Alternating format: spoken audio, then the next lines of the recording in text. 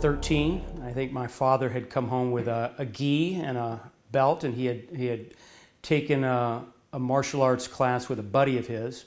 He came home, showed me a few moves, and that was it. I was like, yeah, I want to do this too. And so he found, I was about 12 or 13, and he found a karate school, you know, maybe a couple miles from the house, Flying Tiger Taekwondo Center, and I started taking Taekwondo.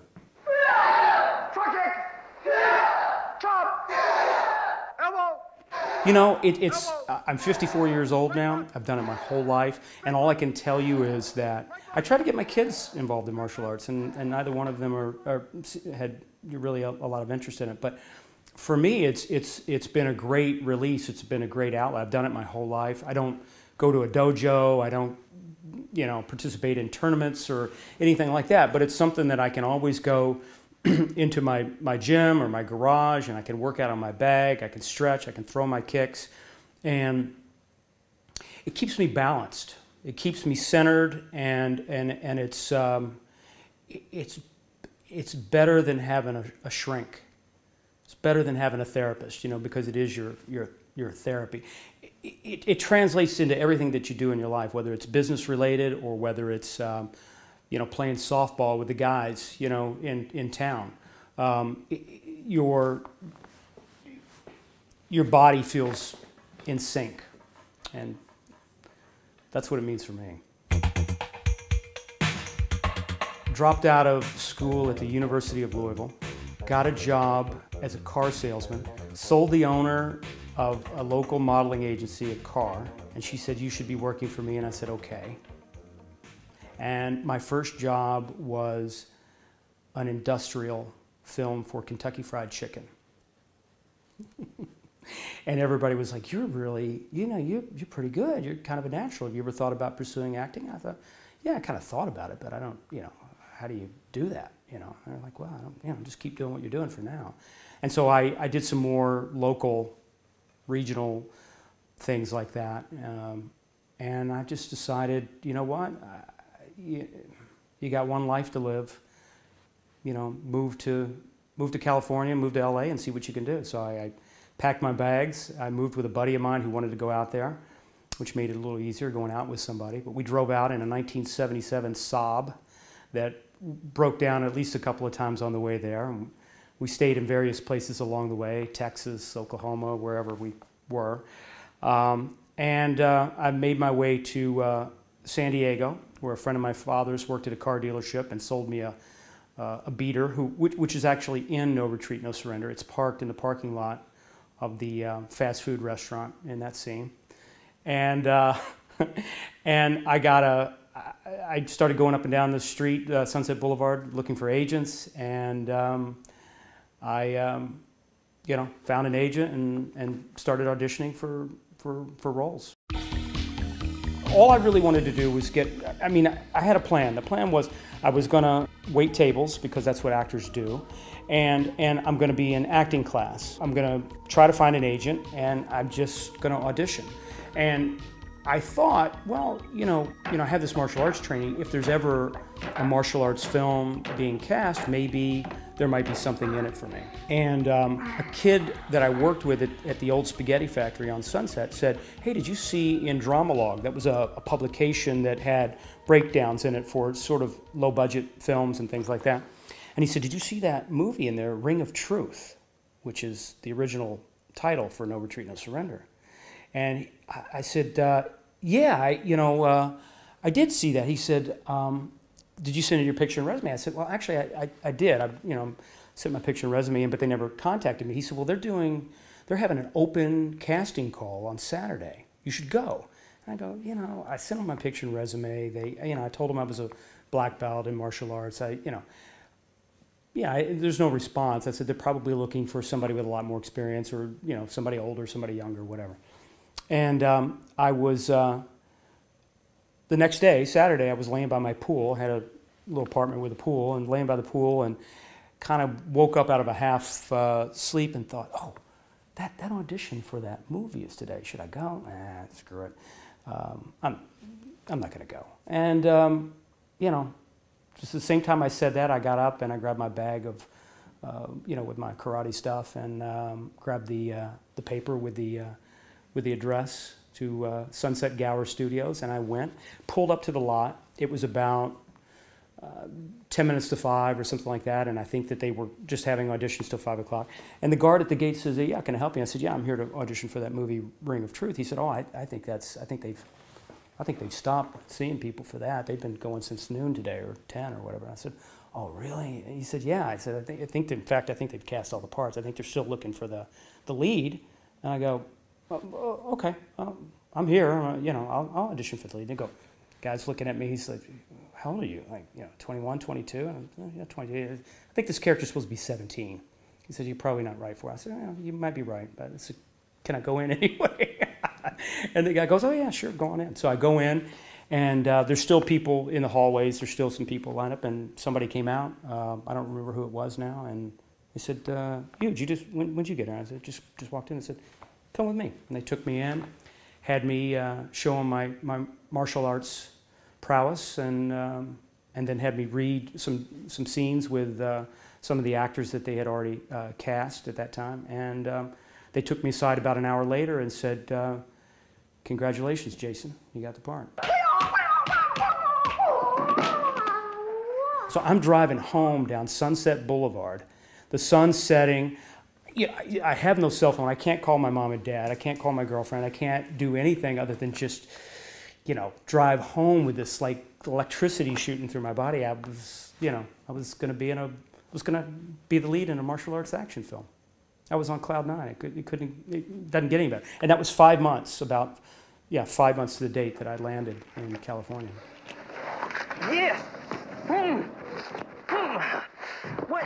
There was more rehearsal time on the fight scenes than there were on the acting scenes. They were clearly focused more on, you know, how good the martial arts looked and how good the fight scenes looked.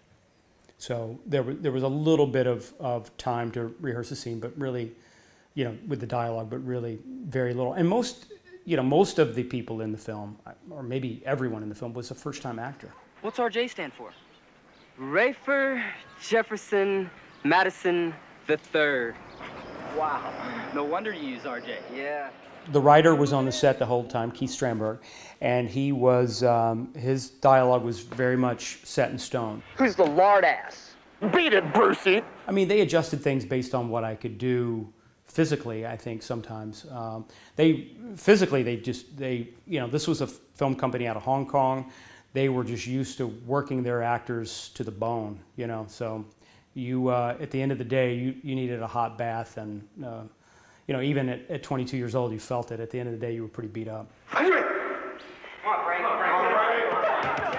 The director, you know, Corey Ewan, didn't speak English. Often they were talking about the setup and the shots and the scene in Chinese, so there was a lot of stuff that I didn't know about. And then Keith Strandberg, the writer who spoke Chinese, would come to me and say, "Okay, this is what they're talking about. This is what they're thinking about doing."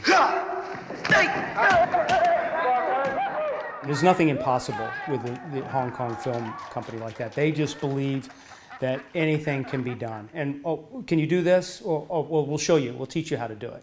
And they'll just take you aside, and the choreographer would work with me until I got it, and then we would go shoot it. So I think that they just believe anything is possible, and they really were hard workers. I mean, we would shoot, start as early as we could in the day and go as long as we could before we would stop.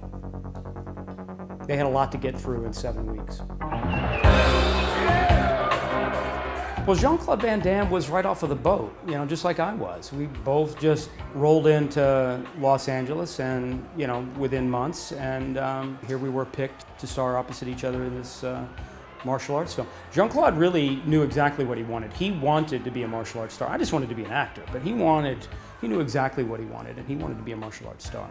Well, there was one funny incident that didn't make the final cut because it, you know, really wasn't planned. The scene where Jean-Claude and I are having the final fight scene, and I'm on the ground, and he comes and pounces on me with his knee and puts his hand on my throat. I had makeup prepare me a blood capsule. He had already had an incident with Pete Sugarfoot Cunningham where he did a jump spinning kick and actually hit Pete and knocked him out. And so he was already a little nervous about, something like that happening. So when he jumped on me, I bit down on the capsule and blood just gushed out of my mouth and down my side. And nobody knew about it except for me and the special effects makeup artist.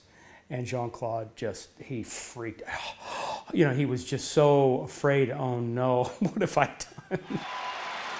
But we had a good time together. I mean, he was a very funny guy, and we were only together the 2 times. We did spend some time together, but not the full 7 weeks that it took to shoot the film. We filmed mainly in Sherman Oaks, California. We shot in Venice Beach. The bar, the Brig, is actually down in Venice. And the abandoned house, was in Eagle Rock. The family home was in San Pedro. And then we shot for a week in Seattle doing establishing shots, and all that stuff was actually in Seattle. But everything else was in Los Angeles. That's why sometimes when you see a scene from No Retreat, No Surrender, and it's supposed to be Seattle, but off somewhere in the distance you see a palm tree. Greatest challenges, I think, was that because it was a low-budget film, we had to be ready to shoot whatever part of the scene made sense to shoot at that point in time. Maybe we couldn't shoot something because a particular actor wasn't there, or they didn't have everybody in place that they needed. I was in almost every scene of the film, so I had to be there the whole time. So even if they weren't shooting my stuff, I was on the set in a trailer. LA Karate. I'm impressed. Never having shot a film, never actually having done anything other than some commercials and some industrial or training film type.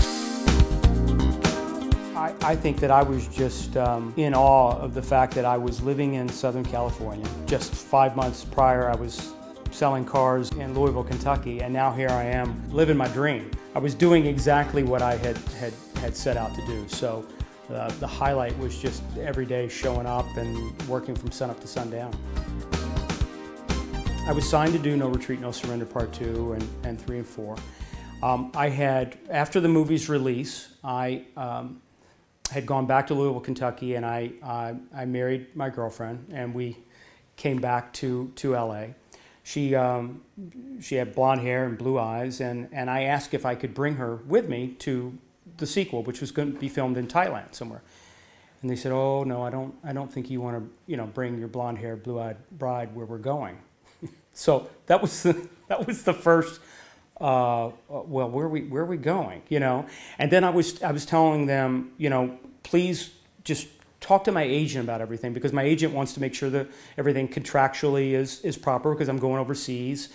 You're not under SAG jurisdiction when you're overseas.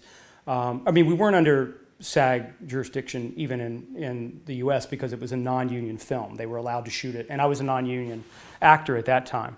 But by the time that we 2 rolled around, I had done some television stuff, so I was in the Screen Actors Guild by that point.